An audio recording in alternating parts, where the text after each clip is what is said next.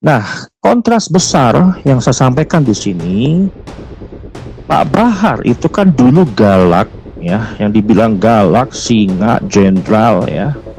Sekarang kok absen, gitu kan? Ini yang membuat publik itu bingung, bukan bingung sih sebenarnya, tapi apa? Bengong ya. Dulu Pak Bahar ini suaranya lantang keras ya, di mimbar manapun suaranya tuh menggema gitu ya. Kemudian menakutkan lah kalau orang yang nggak paham gitu ya. Kemudian dulunya itu tatapannya kuat, tajam. Kemudian dulu nada menantang aparat dan sistem katakanlah. Nah, hari ini justru yang ada surat penundaan. Sebenarnya bukan soal takut atau berani, saya katakan seperti itu gitu ya. Tapi soal konsistensi sikap dan narasi di hadapan publik.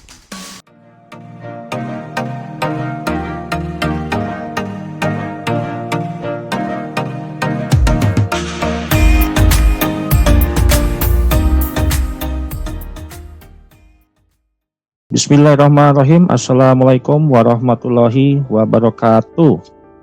Sahabat Cari dimanapun berada, hari ini tanggal 4 Januari 2026, di mana sebenarnya hari ini adalah seharusnya hari yang sangat sederhana untuk kita maknai. Polisi memanggil Pak Bahar, kemudian statusnya pun sudah jelas itu sebagai tersangka gitu ya. Nah, yang dipanggil ini kan bukan orang biasa, tapi figur publik, simbol moral, kemudian bahkan oleh sebagian orang disebut sebagai cucu Nabi. Dan beliau memang mengaku cucu Nabi, Pak Bahar ini gitu ya. Dan harusnya ketika sudah ditetapkan menjadi sebuah tersangka, ya dia harus memenuhi panggilan kepolisian. Nah, tapi yang datang justru bukan Pak Bahar bin Smith-nya, yang datang itu justru pengajuan surat penundaan dengan alasan sibuk ya. Itu normatif ya. Sibuk itu hal yang normatif bagi siapapun gitu ya. Namun ketika sudah status tersangka, itu beda penerapannya. Kalau statusnya saksi mungkin oke lah, bisa dibilang sibuk ya, ada jadwal yang padat. Namun polisi sudah menetapkan menjadi seorang tersangka. Nah, di negara hukum, sibuk itu bukan hal yang administratif lah.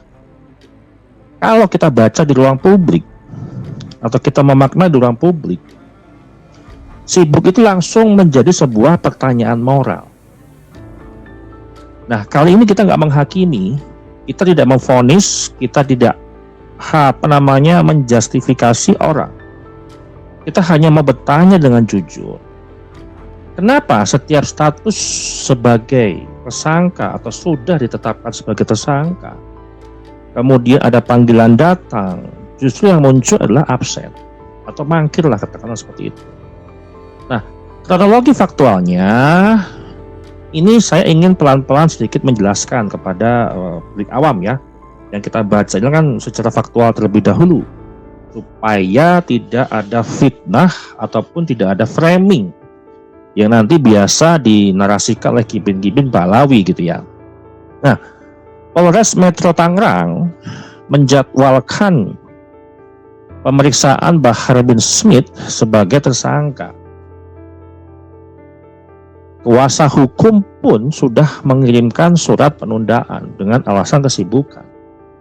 Ya, memang dalam penyampaiannya kuasa hukumnya akan berjanji kooperatif ya, disampaikan gitu ya. Nah, secara hukum penundaan itu bisa saja, tapi secara psikologi publik ini titik yang paling krusial, karena statusnya lagi bukan sebagai saksi, statusnya adalah tersangka. Ini adalah poin yang teman-teman harus bisa pahami. Kemudian rekam jejak retorika di persidangan gitu ya. Publik gak hanya melihat kasus ini ada di ruang hampa, publik itu membawa ingatan memori kolektif di masa lalu yang pernah terjadi. Karena ini kasus Bahar bin Smith ini bukan kasus yang pertama. Ditetapkan tersangka ini bukan yang pertama. Ada rekam jejak. Nah, dalam satu proses hukum yang sebelum-sebelumnya, publik masih ingat kok. Di kepala, di memori publik, itu teringat dengan kalimat yang diucapkan dengan nada yang lantang, tinggi, tegas, garang, sangar lah gitu ya, kalau kita membaca atau mendengar redaksinya gitu ya. Nabi Muhammad kakek ente apa kakek aneh? Nah, ini yang menjadi ingatan publik yang membawa terhadap kasus-kasus sebelumnya. Nah, kalimat yang tadi saya sampaikan ini bukan sekedar sebuah emosi. Ini adalah sebuah retorika, ya, retorika dominasi simbolik. Dalam kajian komunikasi hukum, kalau kita bicara hal ini disebut dengan moral superiority framing. Ya, ketika identitas itu dipakai atau digunakan, ya, disalahgunakan lah katakanlah, untuk apa? Untuk menekan ruang kritik dan hukum. Nah, publik itu melihat secara langsung, transparansi gitu ya. Nah, masalahnya di hadapan hukum, silsilah sebagai cucu Nabi atau mengaku-ngaku cucu Nabi, mau dia cucu ataupun keturunan Wali Songo, itu nggak pernah ada tercantum di dalam KUHP. Tidak ada privilege. Ini masalahnya. Nah, kontras besar yang saya sampaikan di sini, Pak Bahar itu kan dulu galak, ya, yang dibilang galak, singa, jenderal, ya. Sekarang kok absen, gitu kan? Ini yang membuat publik itu bingung. Bukan bingung sih sebenarnya, tapi apa? Bengong ya. Dulu Pak Bahar ini suaranya lantang keras, ya, di mimbar manapun suaranya tuh menggema gitu ya. Kemudian menakutkan lah kalau orang yang nggak paham gitu ya. Kemudian dulunya itu tatapannya kuat, tajam.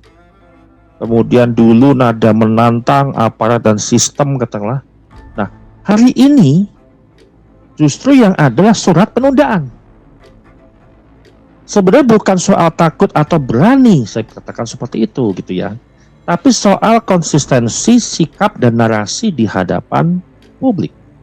Nah, bagaimana kalau kita bicara dari kasus demi kasus, narasi demi narasi, kejadian demi kejadian, kita melihat bagaimana analisis hukum murni yang terjadi di sini gitu ya.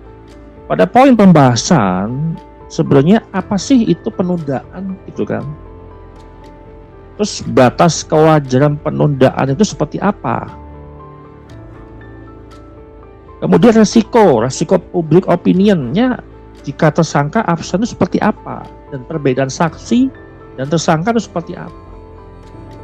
Kita masih ingat ada juga kejadian ketika Pak Bahar ini terlibat kasus ujar kebencian terhadap Presiden Jokowi waktu itu.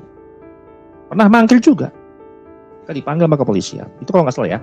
Coba teman-teman bisa cross check lagi di rekam jejaknya. Nah, sebenarnya hukum itu nggak emosional. Yang emosional itu siapa? Publik. Publik itu akan memberikan persepsi yang luar biasa.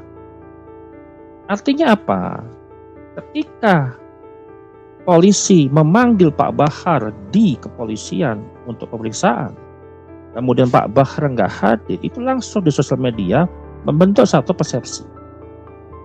Tidak bisa dihindari dan tidak bisa dipungkiri. Karena dalam ilmu sosial, persepsi publik itu lebih cepat terbentuk daripada sebuah kualifikasi. Apapun kualifikasinya. Kalau kita bicara kualifikasinya adalah alasannya sibuk, penundaan, whatever lah. Tapi persepsi publiknya sudah terbentuk lebih awal, lebih cepat. Nah, ketika figur moral absen, figur publik absen seperti Pak Bahar ini, ya, yang dinilai itu bukan hanya sebuah perkara, tapi sebuah karakter.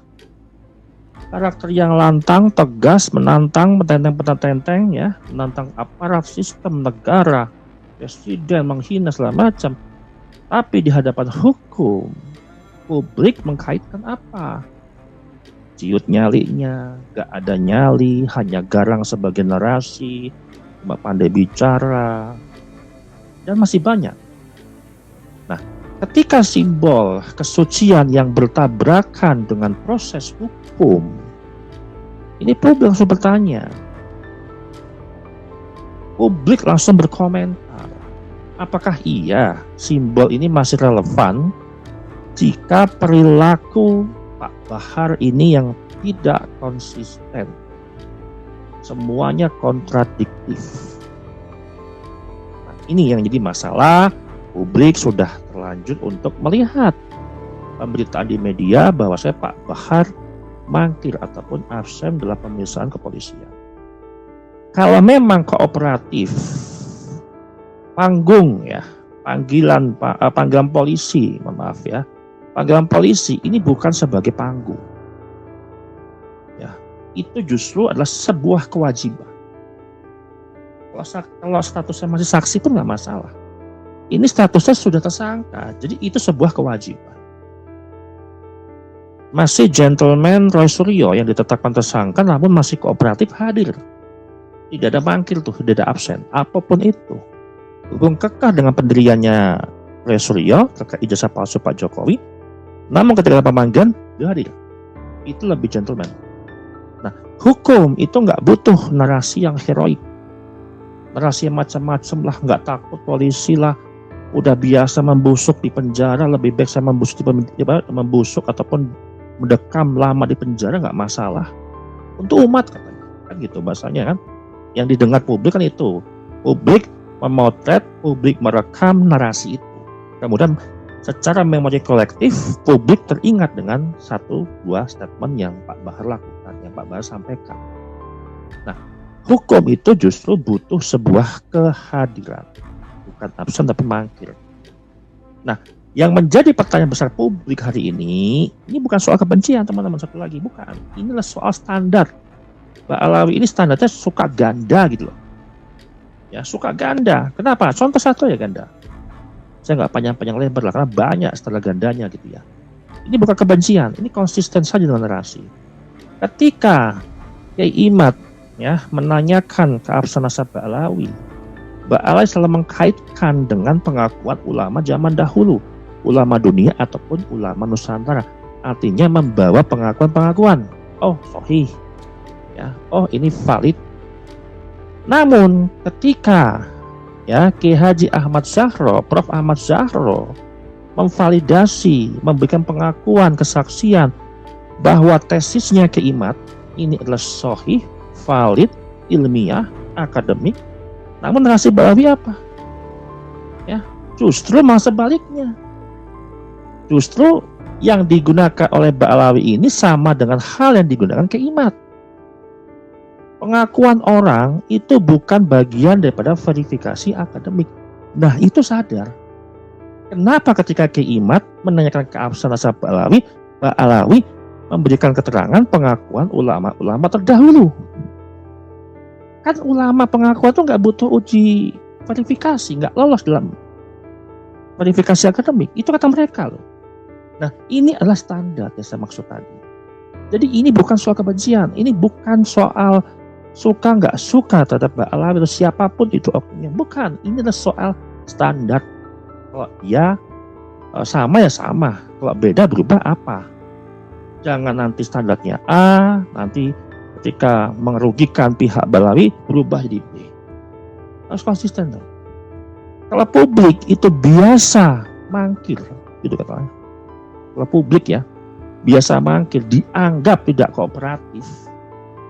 Gimana figur Ba'alawi yang figur besar ya, mereka melabel dengan cucu Nabi, mengaku-ngaku sebagai cucu Nabi, ya mangkir gitu loh, absen. Apakah ini harus diam?